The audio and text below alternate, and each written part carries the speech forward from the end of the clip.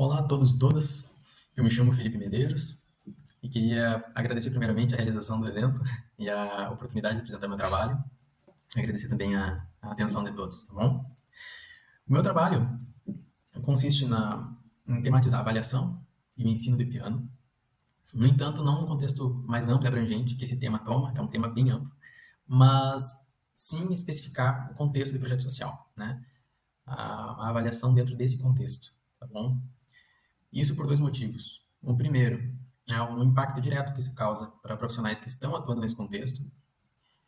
Como é o meu caso, eu já só em promover essa pesquisa, desenvolver esse trabalho, já houve um impacto direto imenso, né?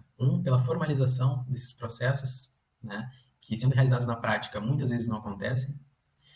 Segundo, né, um outro ponto dentro desse primeiro motivo ainda, é a procura que eu tive em embasar certas decisões, né, em fundamentar, pegar referências de quem já estava trabalhando nisso.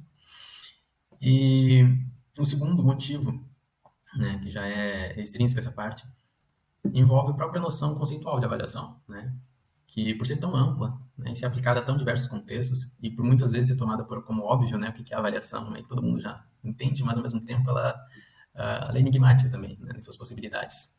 Ela é um conceito muito em aberto ainda. E eu acho que trabalhar esses diferentes contextos bem específicos traz luz a esse conceito, né? Pois bem, então meu trabalho apresentará no primeiro ponto uma contextualização do projeto social onde eu atuo, porque para o projeto social nós temos diferentes realidades e trabalhos sendo desenvolvidos em todo o país, por exemplo, né? Sejam de instituições religiosas, escolas, ONGs. Então eu vou trazer a especificidade do projeto social onde eu atuo, um pouco dessa realidade, a oficina de piano dentro desse projeto, e aí sim trabalhar um ponto mais expositivo assim, e reflexivo o conceito de avaliação, de modo a apresentar o modelo que está sendo desenvolvido, né, e já aplicado esse ano. Bom, tratando então do contexto, né, a Orquestrando Arte é uma incubadora sociocultural sem fins lucrativos, que é na cidade de Santa Maria, no Rio Grande do Sul, né. Esse ano, 2024, nós estamos completando 10 anos de existência. Ela começou em fevereiro de 2014, né? É uma associação que se mantém de três formas, né? Existindo assim financeiramente e tudo mais. A primeira delas é com a ação de associados que se comprometem a uma contribuição mensal, além de algumas doações eventuais que acontecem. Nós temos também o Brechó, Orquestrando Arte, que já é bem conhecido aqui na cidade, Santa Maria, que atua quinzenalmente em diferentes pontos da cidade, né? Então, através de algumas roupas que são doadas ou confeccionadas, nós conseguimos distribuir pontos de venda a cada 15 dias, né, em diferentes locais aqui na cidade. E esse valor é convertido, né, para as despesas, gastos mensais da associação. Fora isso, nós temos um trabalho muito intenso, muito denso, em cima da elaboração de projetos que são inscritos nas leis, nas diversas leis de incentivo cultural, né, em todos os escopos, assim, no sentido do município, a nível estadual, a nível federal. Estamos, nesse momento, inclusive, fazendo a captação de recursos de um projeto que foi aprovado pela Lei Rouanet. Então, estamos captando recursos no projeto da Esfera Nacional. Estamos também sempre trabalhando assim simultaneamente em vários projetos. Os municipais geralmente incluem a aquisição de materiais, os mais diversos possíveis, vocês possam imaginar, para a manutenção, a aquisição de novos instrumentos, materiais para os espaços, seja da dança, teatro, música, a respeito da infraestrutura, né, que se espalha não só para as salas de aula, como a sala administrativa, como a cozinha também, nosso refeitório. Então, eu deixo o link aqui abaixo, inclusive, né, para que busquem se informar mais, tirar dúvidas, conhecer mais de perto o projeto, que sem sombra de dúvidas não cabe aqui num breve resumo, onde eu tenho que fazer a triste escolha de deixar muitas coisas de fora, né? Pois então, a Orquestrando oferece 16 oficinas gratuitas, né, a um público que minimamente tem 16 anos de idade, então engloba crianças e jovens até 29. No entanto, algumas oficinas particulares, assim, que foram criadas há pouco tempo, inclusive isso é recente, atendem público de qualquer idade. Então, estamos agora com crianças, jovens, adultos, idosos, né? Estamos com um público bem diverso, bem diverso. E, em sua maioria, em contexto de vulnerabilidade, né? Vulnerabilidade é essa que é bem ampla mesmo, por isso que eu não coloco mais um complemento na vulnerabilidade, né? Porque, por exemplo, não se trata meramente de vulnerabilidade social e econômica. Alguns alunos não estão nessa margem, mas estão em outras, né? Então, a orquestrando está voltada com esse atendimento para contextos de vulnerabilidade, né? Seja psicoemocional, também atendimento especial, né, que demanda atendimento especial. E por isso que é tão importante o trabalho desde o início do Surgimento Orquestrando, o trabalho enfático pela assistente social, né, que é a nossa gestora, a Prof. Mia. Bom, então, muita coisa acaba deixando de fora, gente. Então, eu faço um convite para aqueles e aquelas que se interessarem, tiverem ficado com dúvidas, queiram conhecer mais de perto o projeto, não só pelo site, mas queiram conversar comigo. Eu deixo meu contato, meu e-mail também, e é um prazer, viu? Então, posso escrever melhor e contar outros detalhes também, tá bom? Certo. Dentro do Orquestrando Arte, então, das 16 oficinas, existe a oficina de piano, que, na qual eu entro como aluno em 2019, início de 2019, ou final de 2018, eu me recordo com toda certeza, onde foram ofertadas vagas gratuitas para aula de piano, e foi isso que possibilitou o meu acesso ao aprendizado com esse instrumento, né? No meu contexto não tinha outra forma, assim, então quando surgiram vagas gratuitas eu fui me matricular. Eu tinha atividades durante toda a semana, que o Orquestrando tem uma atividade assim que oferece alguns contextos mais intensos, né, para quem quer seguir. Então eu frequentava 4 vezes na semana, de 3 a 4 vezes na semana, a aula de piano, participação obrigatória no canto coral infanto-juvenil, aulas de teoria também. Então era tudo junto, né, somado. E isso serviu como intensivo, onde rapidamente eu já comecei a ter um progresso assim bem claro para mim. E comecei a ter uma atuação como monitor também. Eu era mais velho que a maioria dos meus colegas, né? Eu tinha 21, 22 anos. Então eu comecei a atuar como monitor e era um desejo meu ter uma participação mais ativa dentro do projeto, né? O professor que ministrava as aulas da oficina de piano era o professor acadêmico Gesir Nascimento, que hoje já é um bacharel, formou já em 2020, 2021.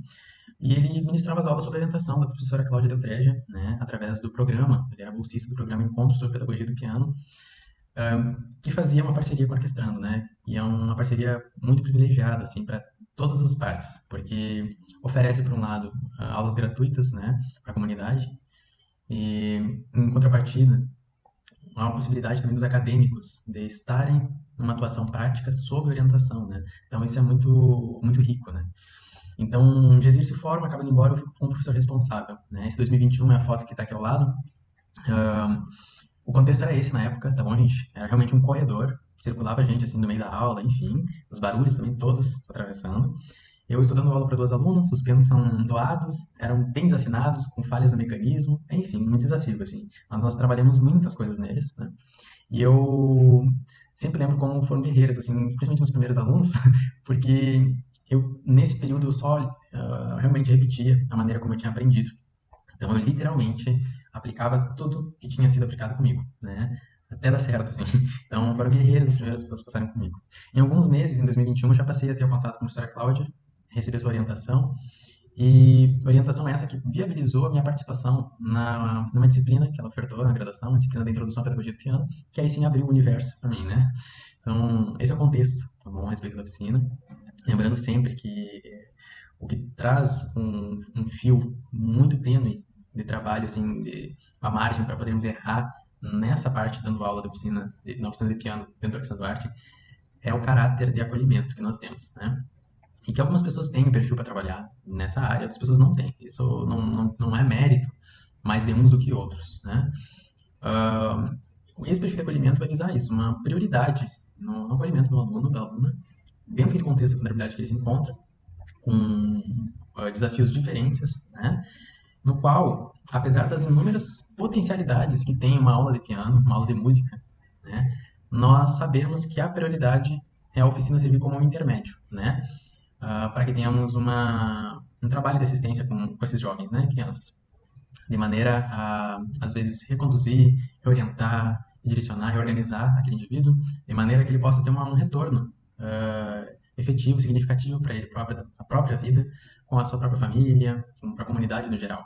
Alguns, e hoje, assim, infelizmente, essas são várias histórias muito bonitas, de alunos que seguiram para um profissional, né, que estão atuando na área, estão se profissionalizando. Eu sou um desses casos, né? Então, essa é a prioridade do funcionamento dessas atividades. Por isso, o cuidado, né? Como veremos nos próximos slides. Bom, a oficina contou com a criação, desde que eu fiquei como professor responsável, a criação de alguns editais recitais, desculpa, o barulho da rua, um pouquinho, com 2 edições de recitais da oficina de piano Orquestrando Arte, onde é aberto ao público, né? Esse ano nós teremos a terceira edição, foi uma conquista muito valiosa, assim, pra gente. E fora ela, nós temos outras amostras mais informais, isso tudo sobre a oficina de piano. As outras oficinas também têm os seus próprios cronogramas, né? Fora isso, no final do ano nós temos uma apresentação geral, que envolve a orquestra, todo mundo trabalhando em colaboração, né? Dança, teatro, enfim. No entanto, nós tivemos uma outra estrutura. A oficina de piano recebeu uma sala própria, temos pianos digitais à disposição. Eu, com a disciplina, tive acesso a um mapa muito mais bem direcionado a respeito de materiais didáticos, de metodologias a serem abordadas, né? No entanto, eu me debrucei muito sobre um desafio que foi de avaliar, o trabalho com avaliação, né? Primeiramente, eu havia necessidade de eu ter um juízo de valor sobre o processo de aprendizado de um aluno ou de outro, né? Eu precisava ter muito claro para mim e para eles em que ponto eles se encontravam, né? Nesse sentido, um juízo de valor assim objetivo, né? Onde estávamos no processo, um diagnóstico nesse sentido, né? E que isso possibilitasse um direcionamento mais claro, né? Mais certeiro, assim. E que eu soubesse o que eu tinha que ajustar a respeito da oficina, quanto a modelo, formato da aula, o quanto a cobrança, a respeito da disciplina de estudo, a rotina de estudo, e o que era, por exemplo, um problema completamente externo. Eu não tinha isso muito claro, né? Então, aí que começa a surgir essa questão da avaliação. As referências que eu tinha sobre o avaliar não eram adequadas de serem copiadas para aquele contexto. Por exemplo, a avaliação no contexto acadêmico, que funciona comigo hoje como acadêmico do bacharelado, mas que não é um modelo que é aplicável naquele contexto, pelo menos não inteiramente, né? Também tive a experiência de trabalhar brevemente em algumas escolas de música aqui na cidade, né? Compartilho muito com colegas também que atuam nessa área, e logo já me pareceu também inviável o mesmo formato de avaliação para esse contexto da Orquestrando Arte, né? Eu não via uma execução, lembrando muito meu ponto de vista também como aluno, né, dentro do projeto. Então, começa a haver uma questão a respeito das referências do avaliar, e logo isso já abre uma outra demanda, que é pensar também não só sobre o juízo de valor que a avaliação cumpre como uma função, papel, né?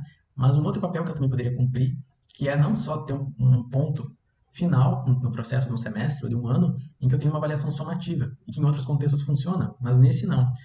Não tão bem quanto pode funcionar. Que é o caso de eu diluir, por exemplo, o processo avaliativo dentro de todo o processo de aprendizado durante todo o semestre, né? Esse é o segundo ponto que eu menciono sobre o papel que a avaliação pode cumprir, né? Ela é um conceito muito abrangente, assim, amplo mesmo, né? Então, eu queria fazer um uso muito mais de uma ferramenta de aprendizado mesmo, do que um parecer final objetivo, né, no final de todo o processo. A respeito desses temas, essas noções de objetivo e subjetivo, de início, assim, de cara, já me pareceu que seria um desafio organizar isso conceitualmente, né? Tem um artigo, um ensaio, desculpa, que não foi citado aqui no trabalho, do Desidério Murcho, que me inspira muito, né? Ele trabalha nesse ensaio sobre essa dicotomia. E é um retrato que ele coloca no trabalho, que em linhas gerais é o seguinte, né? Que às vezes um professor é muito preocupado em estabelecer uma objetividade restrita, muito rígida, assim, né? Mas que parece que vai dar um amparo, uma segurança. Ela é uma objetividade muito abstrata e que a gente acaba por esquecer que esse nível de objetividade está apoiado numa visão subjetiva, né? E isso me ajuda a equilibrar um pouco os pontos em que precisamos de, de um viés mais flexível, mais subjetivo nesse caso, e onde conseguimos realmente estabelecer ah, pilares assim objetivos, né?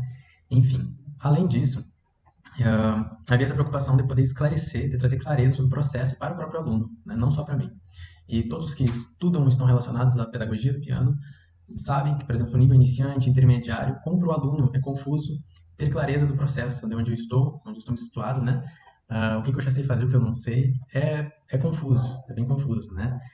Fora o emaranhado de elementos e aspectos dentro do estudo de uma peça que são invisíveis, muitas vezes, né?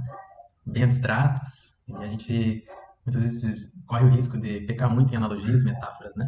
Que envolve essa expressão no trabalho da França, né, 2004, sobre dizer o indizível, assim, né? Ela coloca isso num trabalho que vai tratar sobre avaliação, né? Isso eu acho uma expressão que citar, de importância.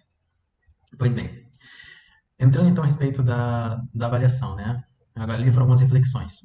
Eu tive contato com um artigo da Regina Santos há um tempo atrás, que não é esse citado aqui, essa é a dissertação dela, mas o artigo trabalhava com outro tema, nada a ver com avaliação, mas usava o termo mobilização de conhecimentos, né? Era aplicado ao contexto de três acadêmicos, um estudo de campo de três acadêmicos em contexto de colaboração pianística, né? Com repetição, etc. No entanto, me detive nessa expressão que eu não tinha escutado ainda sobre mobilização de conhecimentos, né? Ela opera como uma articulação, ela é dinâmica, entre dois pontos, se assim posso colocar, que é o ponto de diagnóstico, de investigação de um aluno, do acadêmico, a respeito do seu contexto, de uma situação, de um desafio, assim, e o que ele mobiliza, né, vem o termo, né, para soluções, para saídas, né. Nem sempre essa mobilização de conhecimento é tão efetiva, né, algumas ficam um pouco em déficit, mas o ponto que me atingiu foi essa mobilidade, né, entre investigação e autorregulação. E foi assim que eu tive contato com essa terminologia dentro do trabalho da Santos, e eu pensei na avaliação como um mobile dentro do meu contexto, do que eu precisava, né? Que é o desenvolvimento de uma autonomia dentro dos alunos e uma elucidação do processo, tanto para mim como professor, quanto para eles, né? Que gradualmente, claro, um iniciante fazendo a avaliação pela primeira vez, eu não vou atingir um nível de clareza e elucidação de todo o processo para ele, comparado a esse mesmo aluno com 2, 3 anos de estudo, né? Já tendo feito 4, 6 avaliações. Mas vocês entendem a direção para onde eu quero ir. Primeiro ponto, linkando um pouco com a metodologia, a estrutura do ensino musical, do trabalho de Swanwick, que inspira muito a oficina também, em explorar diferentes aspectos dos alunos, seja de improvisação, composição, audição, enfim. Eu pensei numa avaliação que pudesse avaliar o máximo de aspectos possíveis, né? Então, desde exercícios técnicos mais puros, mais a processos criativos também, a interpretação, o trabalho de repertório, né? O máximo de aspectos possíveis que eu posso avaliar sempre em cada caso com um aluno vai ser um ponto com critério garantido na avaliação, para minha parte, né? Outro ponto é estruturar de maneira clara e objetiva cada critério a ser cobrado. Então, se eu coloco uma atividade como, por exemplo, o pentacorde, não basta só colocar grave tocando pentacorde seguindo o ciclo de quintas, né? Precisa ser muito claro para o aluno o tipo de andamento que eu quero que ele toque, o tipo de toque que eu estou prezando, se vai ser um exercício prezando mais articulações, se eu estou trabalhando em forma de mão. Precisa ser muito claro para os alunos e muito objetivo cada atividade. No entanto, ela é subjetiva no sentido de que não é o mesmo exercício para todos os alunos. É muito específico para cada aluno, em cada contexto, né? Dado que eu acompanho, né, o andamento com as aulas, enfim.